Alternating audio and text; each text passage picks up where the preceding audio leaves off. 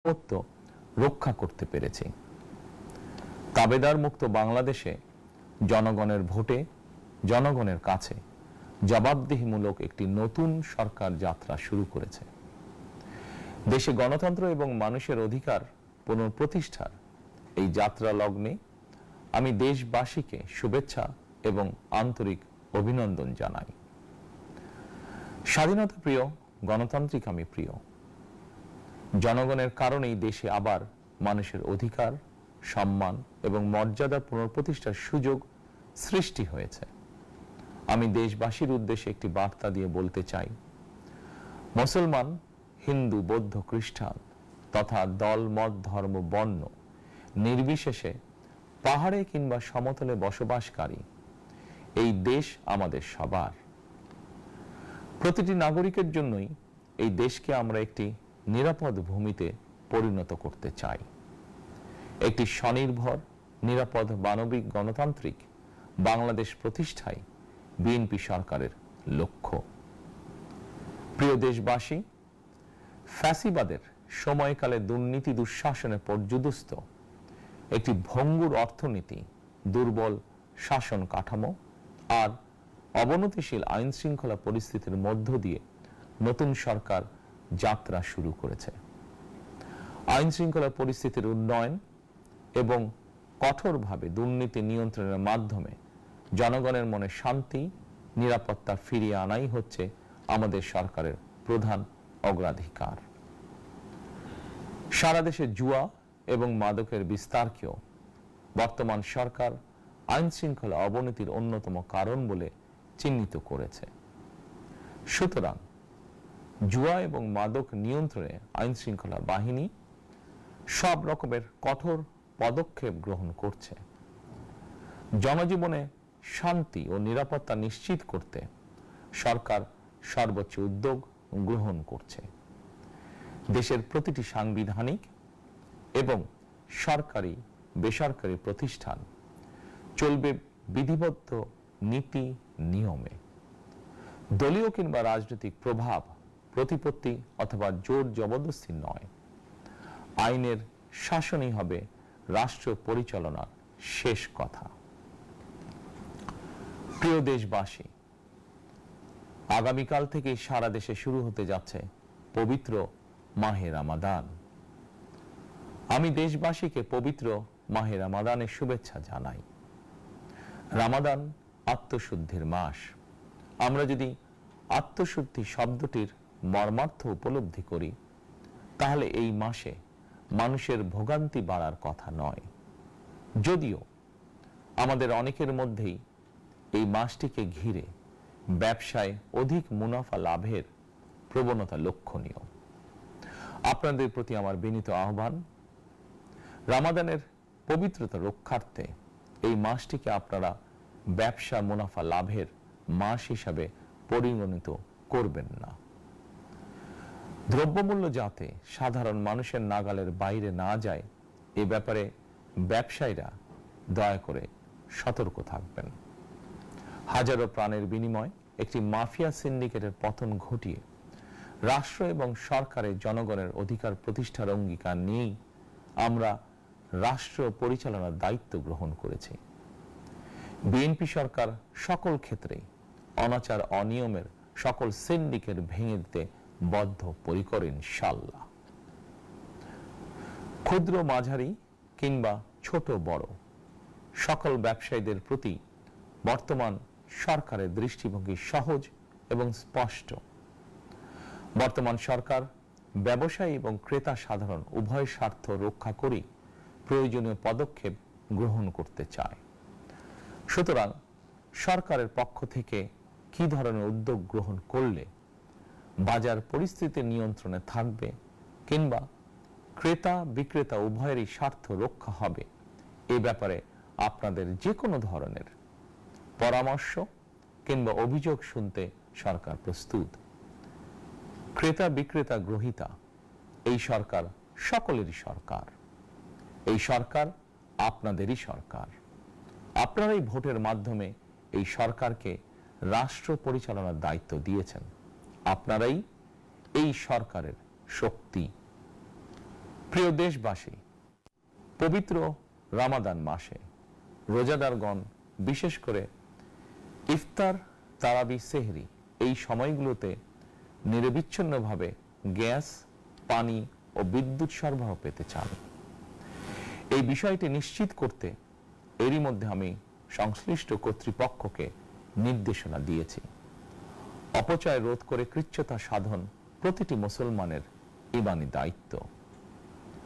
Office আদালতে বিনা প্রয়োজনে কিংবা প্রয়োজনের অতিরিক্ত গ্যাস, বিদ্যুৎ, পানি খরচের ব্যাপারে সচেতনতা অবলম্বন করাও ইবাদতেরই অংশ বলেই আমি মনে করি। দেশের সকল সরকারি, বেসরকারি কর্মকর্তা, কর্মচারী এবং জনসাধারণের প্রতি কৃচ্ছ্রতা সাধনের আহ্বান জানানোর আগে আমি সরকারের মন্ত্রী এবং বিএনপি সংসদ সদস্যদেরকে দিয়েই একটি দৃষ্টান্ত স্থাপন করতে চেয়েছি। বিএনপি সংসদীয় দলের প্রথম সভাতেই আমরা সিদ্ধান্ত নিয়েছি, বিএনপি থেকে নির্বাচিত কোনো সংসদ সদস্য সরকারি সুবিধা নিয়ে ট্যাক্স ফ্রি গাড়ি আমদানি করবেন না এবং প্লট সুবিধাও নেবেন না। আমি আপনাদের সামনে বলেছিলাম, রাষ্ট্র পরিচালনার সুযোগ পেলে বিএনপি সরকার মহানবীর ন্যায়পরায়ণতার আদর্শ অনুসরণ করবে। আমি মনে করি বিএনপির সংসদীয় দলের এই সিদ্ধান্ত ন্যায়পরায়ণতার আদর্শেরই একটি অন্যতম প্রতিফলন। প্রিয় দেশবাসী, বিভাগীয় শহরগুলিতে বিশেষ করে রাজধানী ঢাকায় যানজট অত্যন্ত নিয়ন্ত্রণহীন। হাটে, মাঠে, ঘাটে, অফিস, আদালতে জনগণের ভোগান্তির শেষ নেই। জনজীবনের নানা ক্ষেত্রে জনদুর্ভোগ লাঘব করা না গেলে জনমনে স্বস্তিও ফিরবে না। রাজধানীতে জনসংখ্যার চাপ কমাতে বিকল্প ব্যবস্থা গ্রহণ করা জরুরি হয়ে পড়েছে। মানুষ তার নিজ জেলায় কিংবা নিজের বাসা বাড়িতে থেকেও যাতে সহজভাবে সঠিক সময়ে অফিস, আদালত, ব্যবসা বাণিজ্য করতে পারেন, সেই লক্ষ্যকে সামনে রেখেই সারা দেশে রেল যোগাযোগ ব্যবস্থা ঢেলে সাজানোর উদ্যোগ নেওয়া হচ্ছে। এই পরিকল্পনার অংশ হিসাবে প্রথমেই রেল, নৌ, সড়ক এবং সেতু মন্ত্রণালয়ের কার্যক্রম পুনর্বিন্যাস ও সমন্বয় করা হচ্ছে।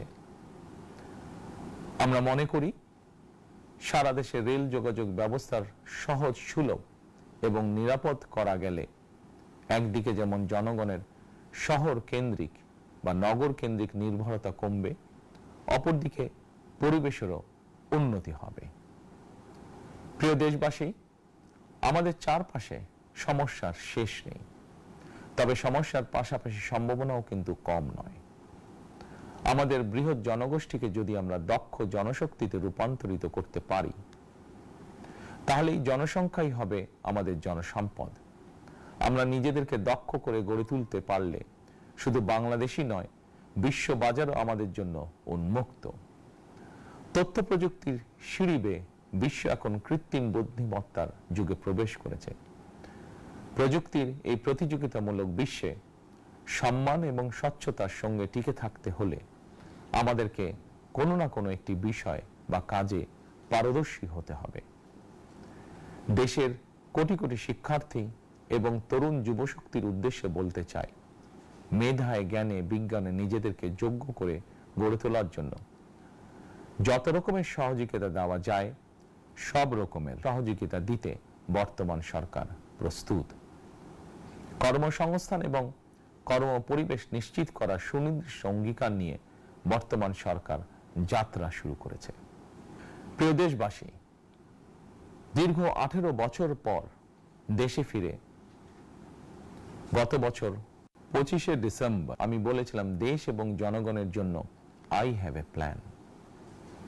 12ই ফেব্রুয়ারি জাতীয় নির্বাচনের আগে দেশের বিভিন্ন স্থানে ঘুরে আমার প্ল্যান, পরিকল্পনার অনেক কিছু আমি আপনাদের সামনে তুলে ধরেছিলাম।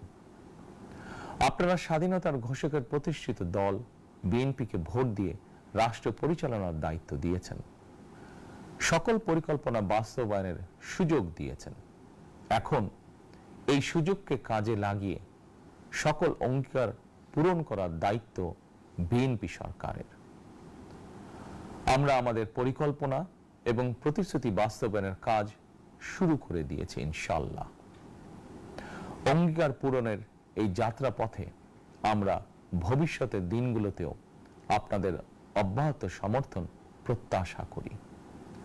প্রিয় দেশবাসী, সরকার প্রধান হিসাবে আমি দেশবাসীর উদ্দেশ্যে একটি বিষয়ে প্রতি দৃষ্টি আকর্ষণ করে বলতে চাই।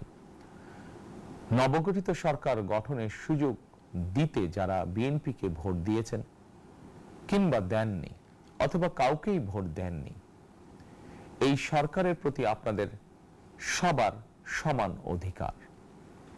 বিএনপি সরকার বিশ্বাস করে দল মত ধর্ম দর্শন যার যার, রাষ্ট্র সবার। এই দেশে এই রাষ্ট্রে একজন বাংলাদেশী হিসাবে আপনার আমার আমাদের প্রতিটি বাংলাদেশী নাগরিকের অধিকার সমান। প্রিয় দেশবাসী, আল্লাহ আমাদের সবাইকে নিরাপদ এবং সুস্থ রাখুন। আল্লাহ আমাদের সকলকে ইতিবাচক পরিকল্পনাগুলো বাস্তবায়নের তৌফিক দিন। পবিত্র রমাদান মাস শুরুর শুভ লগ্নে আল্লাহর দরবারে এই নিবেদন রেখে আমার বক্তব্য শেষ করছি। আল্লাহ হাফেজ। বাংলাদেশ জিন্দাবাদ।